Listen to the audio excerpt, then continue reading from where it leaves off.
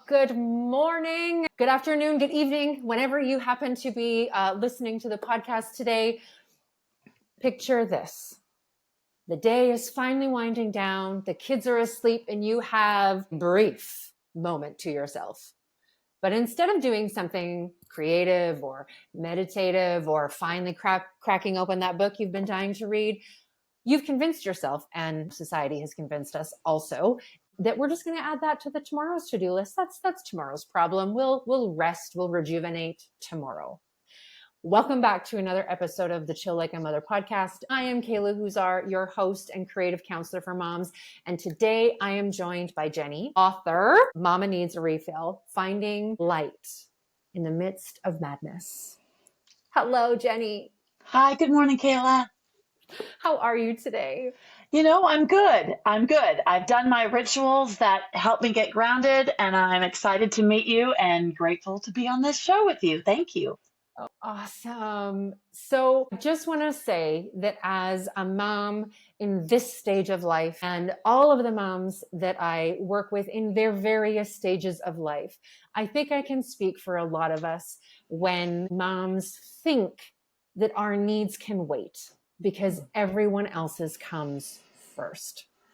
And I can tell you from my own personal experience, and probably the reason why this book was written in the first place, is that this is a one-way ticket to burnout. And the crappiest part of all of this is that as moms, the narrative that I hear so often is that I don't have an hour, right? Like when would I find an hour? And what we're going to be talking about today is exactly as Jenny's already mentioned, these rituals, these 5 minutes, these 30 seconds of something that can make a huge difference between burnout and finding balance or harmony or whatever word you want to use in there. And if you've listened to the podcast before, you have heard me say this a lot, that prioritizing your needs, your urges, your desires, your wants is absolutely paramount, especially when you don't have time. I posted a reel over the summer, and it was like, if the average person needs 20 minutes out in nature or something, and if you're a really busy human being, you need an hour. So it was like, because when you're busy and your kids are little and there is no time. I'm not even going to try to slice it another way. There is very little time for moms of little children and or families who have complex medical needs or neurodiversity. There is no time. And so with that, I want to start right with the quick wins, Jenny.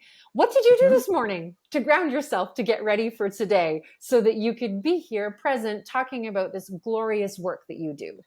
That is a great question. So I sat up in bed the minute I woke up.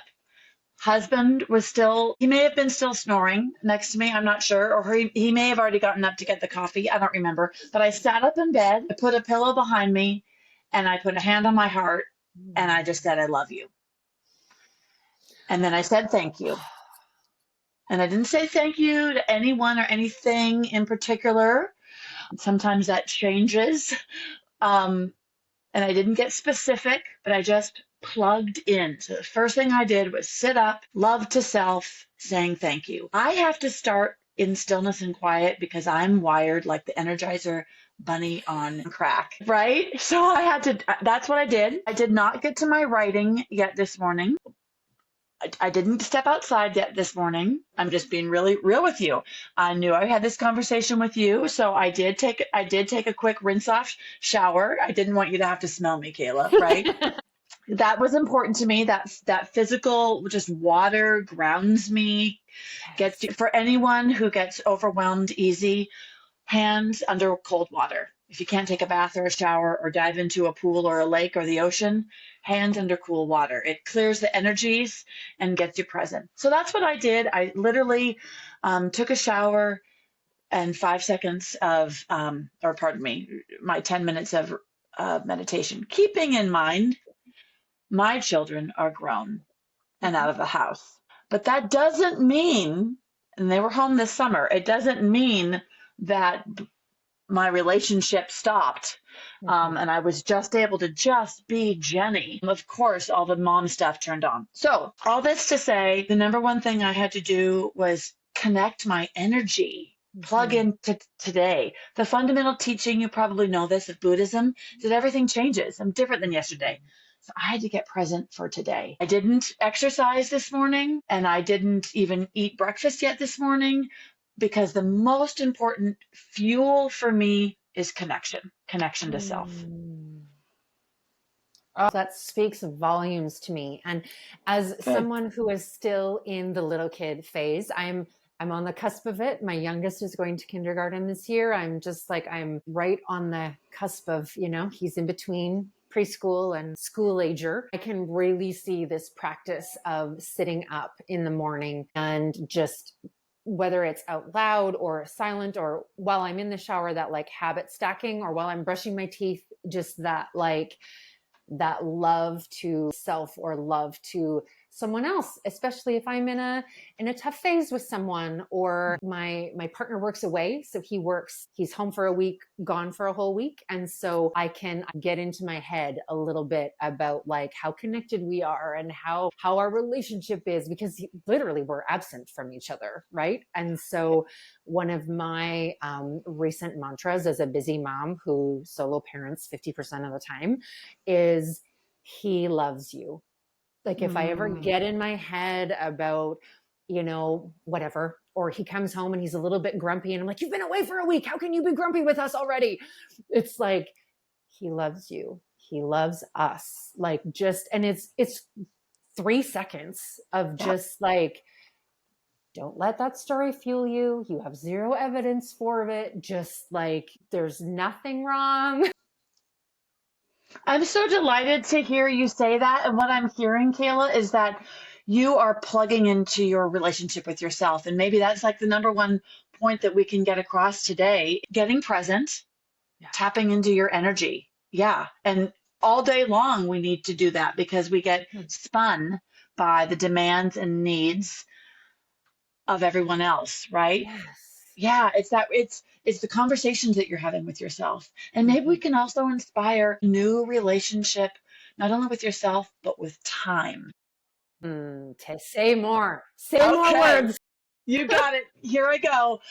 Instead of saying, I don't have enough time, and instead of saying, when I have time, you get present. To me, Kayla, the number one cup emptier and depleter is not being present. It's thinking about what I didn't do, thinking about, oh, I shouldn't have said that, I shouldn't have done that. And it's thinking about the future, which isn't even here yet. So why are we plugging into it? So it's getting present, and then, okay, I just dropped the kids off at school, or the kids are asleep, or the kids are detained. Hand on heart, what's needed? And don't say that spins us like a whirling dervish. Say, what do I need? And then you're tuning into presence and your energy. Oh, good golly, I'm thirsty. I need a glass of water. Oh, I'm hungry. I haven't eaten. What sounds good and nourishing? I want a handful of blueberries and a scoop of ice cream. Whatever it is, it doesn't matter, right? It's getting present. So relationship with time, we think I'll do it later when I have time. And then, I don't know about all of you, but then I find myself scrolling on my phone looking for connection. And that connection isn't going to come because I'm already unplugged from myself. So it's setting the phone down.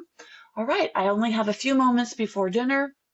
What must I do? Replace should with must. You know what? I really have been wanting to read. I'm going to read one line of my book club book. I'm going to read one stanza from a poetry book that I keep at my bedside. I think that what happens is we think, oh, well, what I really want is to attend a yoga class, to get away for a retreat, to read a book, to go out to lunch or dinner with girlfriends.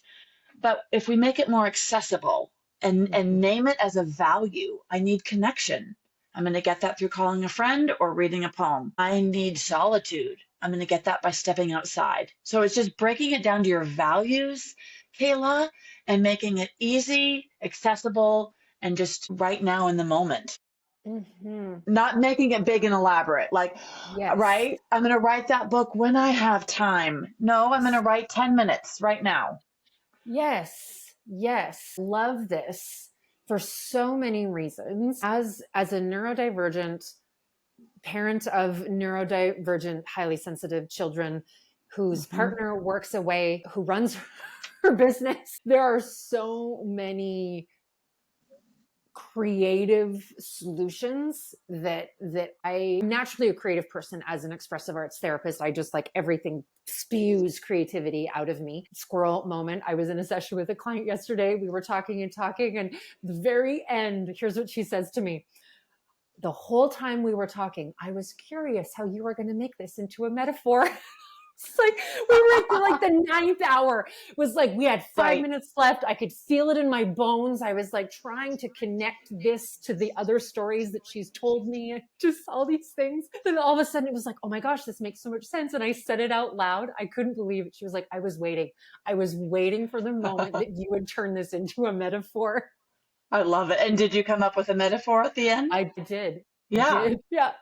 It was so timely and so hilarious. It brought all of the tension down from the stress of the story because my Hmm. metaphor was kind of silly. And so silly but pointed. And so it brought the tension down from her busyness, from those stories that we tell ourselves about time, about energy, about capacity, about what I can and cannot control, and it brought a lightness to it, which allowed her to think about it in a more playful way. And that in itself provided the solution that she was looking for.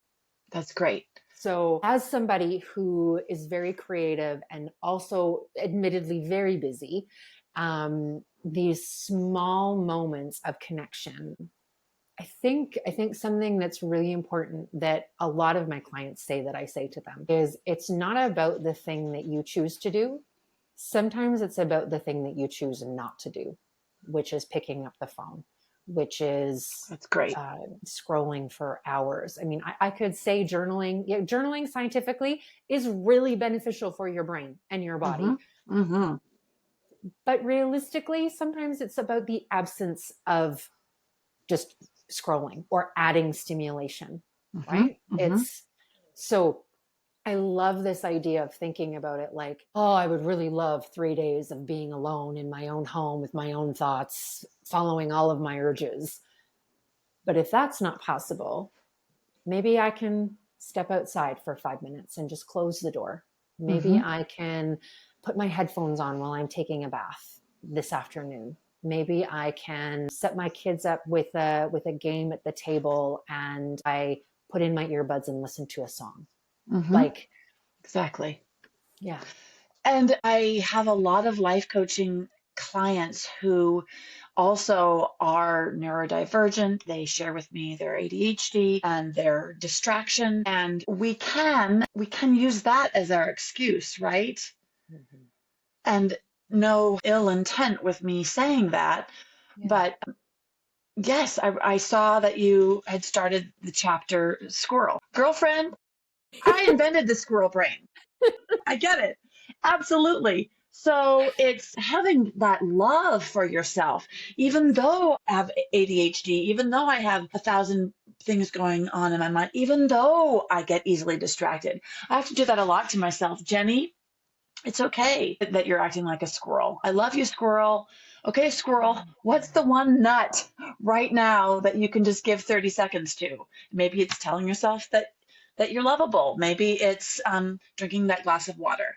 Yeah, maybe we don't have 5 minutes to step outside. So what? We have 30 seconds to say what must happen. And maybe it's just standing still. Mm-hmm. And that's the other thing about time, Kayla. We think that we have to get everything done in order to be a good mom. In order to be a good human, I've got to do all this. But that goes to our energy, which is contagious. Maybe really what we need is to stand and plug in. Mm-hmm. So then we ripple out a calm energy. I say to my clients, breathe the way you want to feel. They're like, I've got so much fucking stuff going on. I can't. And it's like, just pause. Yes, you can. Just pause. That then ripples out. I wish I would have had these tools when my son, who's now 20, was little. And finally I learned that what de-escalates him is me just standing still. Do you have that connection as well? Do you get it? I see you applauding. Tell me more. My oldest has a very strong-willed personality with very high emotions that come out of his body. And recently, through a lot of my own self-regulation that can lend to co-regulation, not in every moment, but in some, when I just stand there or sit down, even like if I change, I get lower to the ground, or because if I'm standing and he's sitting, that's still like a power play, like psychologically. And so if I get lower to the ground and join him in it, but bringing calm, not matching the energy, bringing silence and reassurance and attuning to the moment, noticing if I reach out my hand to him, is he pulling away? Is that what he needs, or does he need me to be further back, but also still present? Does he need me to walk away completely? Is that really what he needs in this moment? Because he is old enough now that I'm not worried about like safety or, those kinds of things. And so if I bring myself lower to the ground, my motto is just add water. I just like bring his water bottle and just put it close to him, because you can't be dysregulated and swallowing or chewing at the same time. And so it's just, you just add it because if I asked him, he would say no. Buddy, do you need some water? He'd be like, no, I don't want water. I'm having a feeling. Let me feel it, lady. Don't talk to me. Like, hush with you and your age. So it's just an invitation. Here's your water. Here's Beautiful. Your favorite stuffy. Here's your fidget. We're here. It's I'm okay if you're not okay. It's okay that you're not okay. And so I had a somatic therapist teach me how to notice the words and the tone and the speed of the energy, the words, the breath coming up and out of my body. And I'm not perfect at it, imperfect parent. There are a lot of times that I have escalated things, but when I'm able to notice, pause, silence, notice the volume, the speed and the tone coming out of here, adding a change of speed to the meltdown or to the scenario. Lovely. And that really helps. Again, it's hard to capture a parenting moment on a podcast in the intricacies and the nuance and the struggles I have, the struggles he has, the environment in which we live. It's hard to name all of those things that are happening. If I am filling my own cup, if I am paying attention to the connection with myself, if I am attuning to the moment and bringing my best that day, which is sometimes 20%, sometimes it's 70, sometimes it's 20. If I can bring just one cog less of the intensity that they have, I'm part of changing the scenario or the environment. Absolutely. You're being that ripple. May I offer something that helped my son and I? Yes, please. So he didn't want to go to school. He didn't want to go to school. Every day. My son cried every day from age 2 to 11. So we had to figure out some things. When he was 8, he saw a therapist for a year. MD told him, honey, you're just wired like a girl. Naturopath. Yes, I see the eye rolls. Don't you worry. Yes, naturopath, diet, nothing was helping. So we would walk to the school bus and I would say, honey, what do you need today? And I was inviting him to come up with his own internal pausing and to connect to a word, which we called an anchor. Mm. So my meditation practice at that time, I thought about meditating for years and then a decade really, and I didn't start till I was 40. So now I'm 16 years into this practice. Still, I can be a squirrel to get there, but like I told you in the beginning, sitting up, pillow behind the back, I'm there. So I took note after my meditation. I would then say, what do I need today? And I would let these words rise up. So I took record for 3 years of his words and of my words. And then I created a mindfulness deck. You may have already read about it in my book that you're reading, but it's just an anchored deck of 70 words on the 7 different chakras, right? So, but we didn't have the deck yet. It was just, honey, what do you need? And he would say strength, joy, peace, gratitude. He said gratitude a lot. Strength and gratitude were kind of his top 2 contenders. So I then would carry out that practice at the end of the day, and we'd be saying goodnight and tucking him in and having our time together. And I'd say, how did strength and gratitude work for you today? And he said, Mom, it was great on the playground. When nobody wanted to play with me, I just remembered that I'm strong. And when my teacher wasn't understanding me, I just got quiet and still, and I found my own joy. So I just bring this up to offer, you don't have to have a deck, but we can teach our kids, what do you need right now? Because we attach to word, I'm tired, I'm lazy, I'm unlovable, I'm slow, I'm this, I'm that.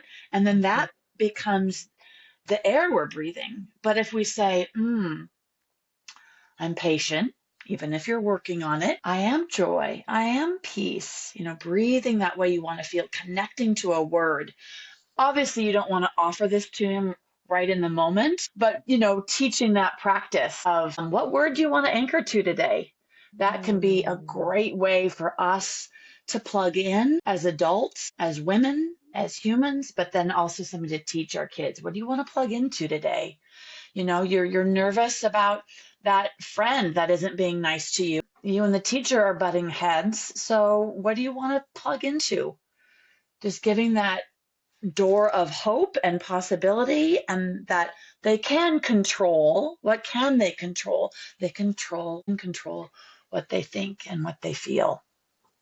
Yes. Yes. And what I love about, I'm going to show it again. What I love about your book is how actionable it is. And as a social worker and a human supporting other humans, I have read a lot of books.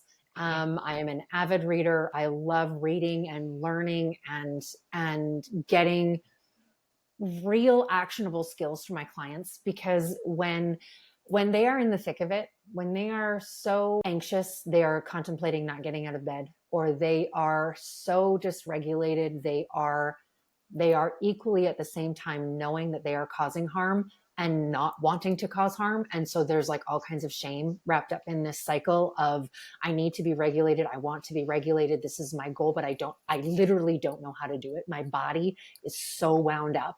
I can't even access it. What I love about your beautiful stories is that every chapter has an actionable step and an invitation. Try this on. Let's experiment with this. See how this feels. Not for 3 days, not for 3 hours, just for like 5 minutes, for 30 seconds. 30 seconds. Could you stand in front of the mirror and say, I am lovable? Or my word today is presence. Presence doesn't mean patience or calm or regulated or any of those things. It just means that I'm going to try to be in this body, in this moment. For me, my mantra is like, I'm going to bring my brain and my body into the same space, because Nice. like you said, the squirrel brain can be like 20 steps in that direction, and maybe in that direction, and maybe that one too. And so bringing the body and the mind into the same place sometimes is all I can do in a day. That's all I can ask of myself, is just to practice going in that direction and coming back. And that's enough. And Yeah, that's that's enough. enough. Like we're programmed thinking that we have to do more.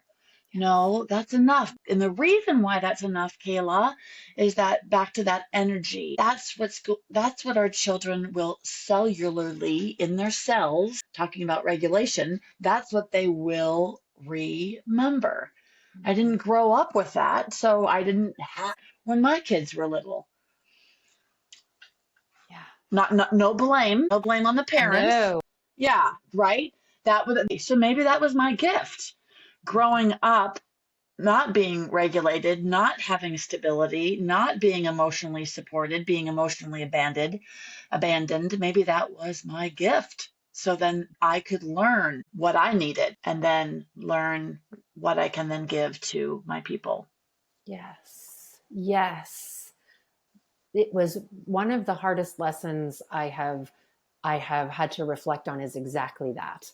Mm. What is this hard part, this stuck place here to teach me? And not in a way of self-torture or, like not in that way, but in this way of, okay, this, if I accept this reality, if I accept that I did not receive these things from the parents or the caregivers or the guardians who did their absolute best, how do I then put the pieces together so that I can move through it, move past it, whatever the words are in that healing, transformation, change.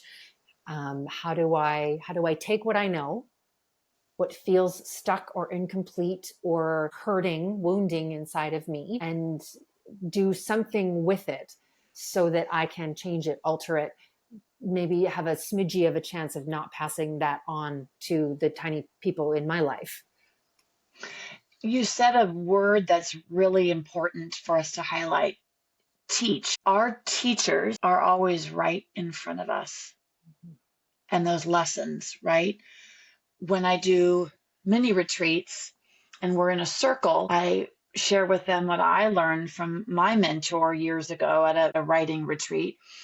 Your warrior is on your left, your healer's on your right, your teacher is in front of you, and you're the visionary. So, and then Carolyn Mace, I don't know if you follow her, she is also another, she's a medical intuitive, an incredible modern day mystic and teacher. And unless the person or the lesson is right in front of you, it's not yours. That can also help with presence. Someone fell over here. We think that we've got to go help them. It's right in front of you. And that person maybe who's unraveling your child right in front of you, that's the lesson. And often when my son was unraveling right in front of me, and then I was unraveling right in front of him, Yes. right? It was right there. We were being each other's teachers. And so I love that you offered the word teach. And yeah, if we just pause and stop, the lessons and everything we need is right within us and in front of us. Yes. And I love this visual. And I think I'm going to, along with the podcast, make a graphic for people to drop into and offer it as a creative journaling exercise of like, what are the colors that associate the warrior and can you say it again for me? Absolutely. So warrior left, Warrior and then left. healer right, and then teacher right in front of you, and then you're the visionary. And what colors or shapes or sounds Beautiful. come with that? Because immediately I had a vision when you said warrior. Like I had a visual come into my brain, What was the and color? like red and gold and like kind of flowy, not warrior like armor. It was more like a softness of red and gold blending kind of together and feeling soft but strong. That was immediately what kind of came to me in that, just that word, the word Yeah, alone. right. That's a And beautiful so, thing about words, right? Can I quickly interject about the color? yes. Because I love that that's where your brain went. To me, and I could be wrong, I'm immediately thinking of root chakra, which is your first Mm. chakra, which is about belonging, groundedness, connectedness.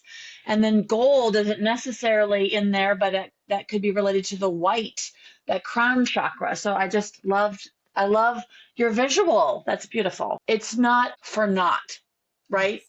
It's incredibly powerful. I love what you do. I love that you use creativity to teach, to grow, to heal. It's beautiful. Yes. Okay, Thank so I you. interrupted you. So you had the warrior going. Yeah. And then the right, can you remind me what that word was again? Yeah, healer. Healer. Healer was like a soft blue with some like pink undertones. I'm not quite sure of the shape of it yet, but the speed of it feels kind of like a river. Like there are like kind of slow, smooth parts, and then there can be like some rapid parts, like some fast flowing, some like energy and fun and risk. And it goes through these like a river would like kind of ebb and flow through different terrain, but always kind of staying with that blue over color and the kind of the pink undertone, kind of like a rose quartz color kind of. Mm. Yeah. Gorgeous. Gorgeous. Yeah. Whenever I think that we get a visual, an image, a color, or an animal that comes to us, it's whatever those things represent are Mhm. also our fuel, our healing. Yeah.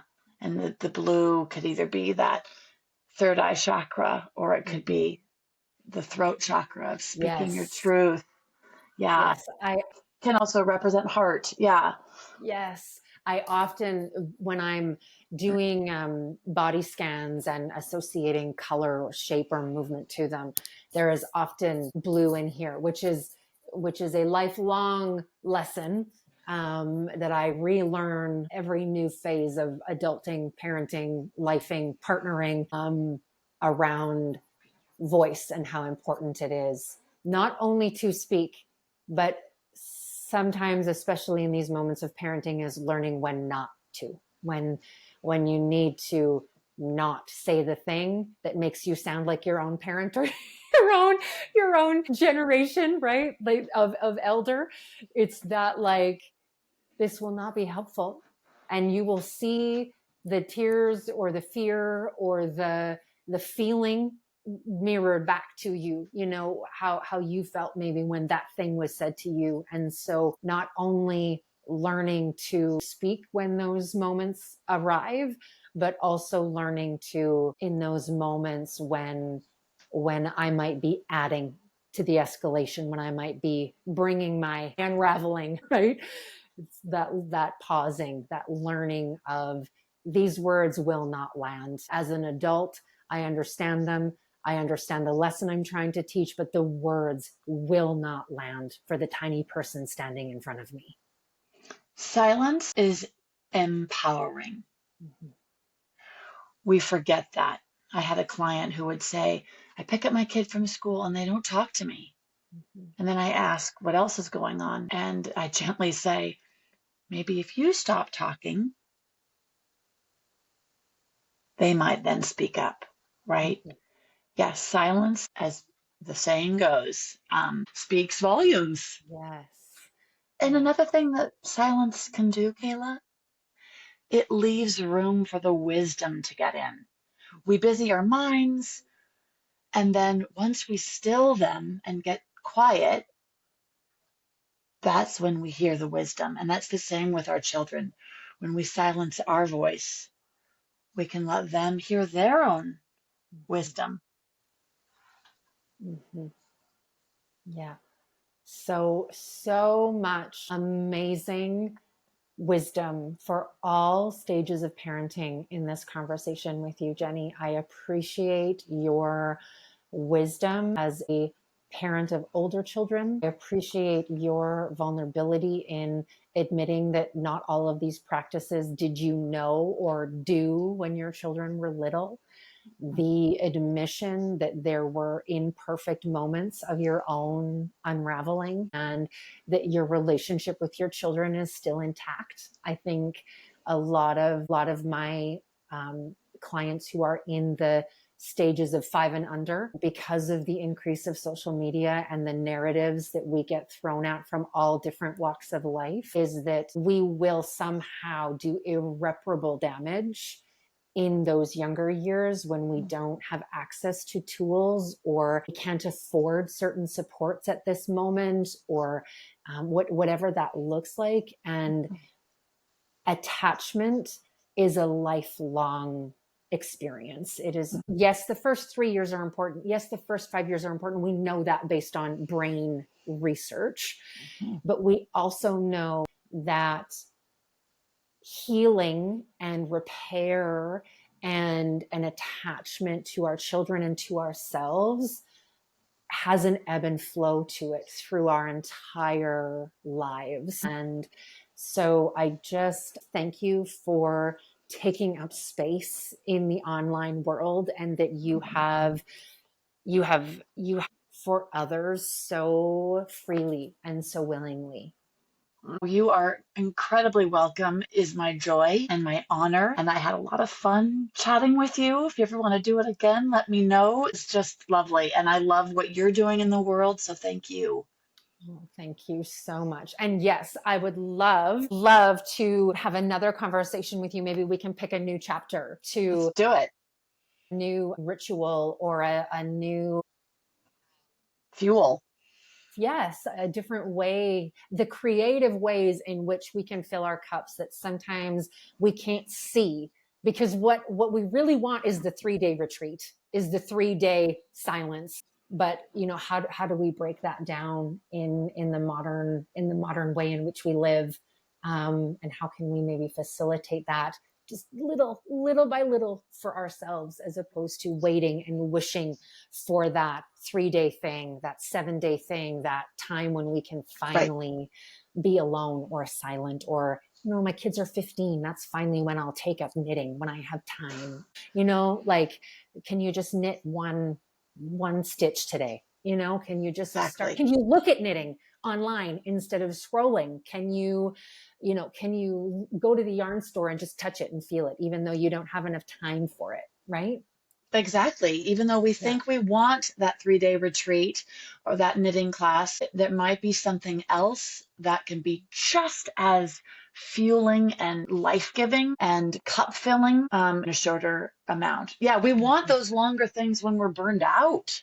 Because we're desperate. We're incredibly desperate. We think there's no other way. But if we just sit up in bed, start the day. And I just wanted to add, if you get woken up by your child, bring them onto your lap and say, before I can be present with you, I need 5 seconds of quiet. Will you be quiet with me? Mm-hmm. Yeah. This was fun. Let's do it again. Thank you so much. Thank you so much, Jenny. I appreciate you, and we'll be in touch about follow-up from the podcast and scheduling in another session, because this was not enough time to go over all the things. Okay, well, let's do it. And I wrote the chapters small and short, so we've got 56 of them, but they're small. Yeah. Thanks so much. You be well. Bye. Okay, cheers.